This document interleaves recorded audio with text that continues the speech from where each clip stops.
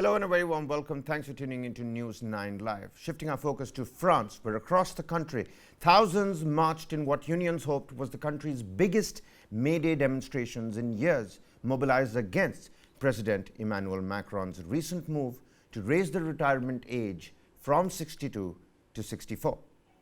Organizers see the pension reform as a threat to hard-fought workers' rights, while Macron argues it's economically necessary as the population ages. Now, French union members were joined by labor activists from other countries as well, environmental activists and other groups fighting for economic justice or just expressing anger at Macron and what is seen as his out-of-touch pro-business leadership.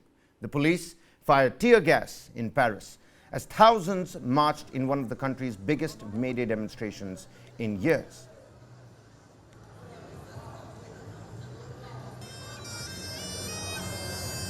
While marchers appeared largely peaceful, police in the capital made at least 22 arrests.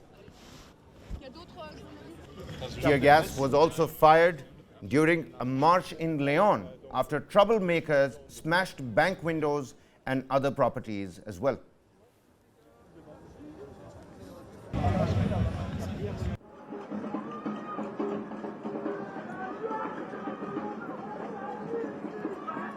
Meanwhile, the French police have come under fire for using drones to film disruptions on Monday in some cities.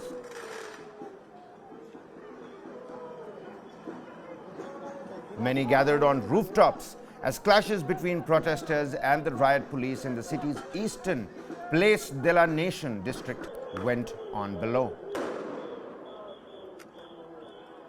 Footage that you can see, captured by Associated Press, showed clashes between protesters and the police as tear gas and smoke bombs flooded the streets.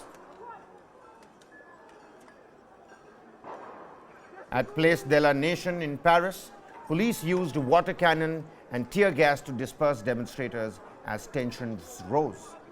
Activists opposed to the 2024 Paris Olympics and their impact on society and environment also demonstrated and were part of the protest. A plume of black smoke billowed into the air in Paris after May Day protests set fire near a building under construction.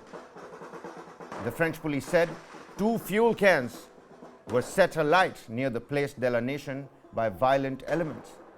They added that officers and firefighters rushed to the scene to contain the flames. While marchers were largely peaceful, groups of extremist protesters shattered windows of stores and banks, drawing tear gas from riot police. The fire that blackened the facade of the building was later relit. Firefighters put out the flames and were also seen climbing ladders to the tops of buildings. Some 8 lakh people took part in the marches across the country, according to the Interior Minister Gérald Darmanin. But he also stated that another 100+ policemen got injured. Et je veux dire qu'il n'est absolument pas normal en République que des policiers, que des gendarmes, que des sapeurs-pompiers se fassent prendre à partie, se fassent jeter des cocktails Molotov ou des pavés. Si je prends l'exemple de Paris, ces 19 policiers et gendarmes sont envoyés aujourd'hui à l'hôpital. Évidemment, nous pensons à eux. Évidemment, suite à mes consignes données au préfet et bien sûr au préfet de police, je veux dire que nous n'avons pas laissé faire soit ceux qui s'en sont pris à des biens, qu'ils soient publics ou qu'ils soient privés, des commerces notamment, ou qui s'en sont pris à des policiers, des gendarmes ou des sapeurs-pompiers.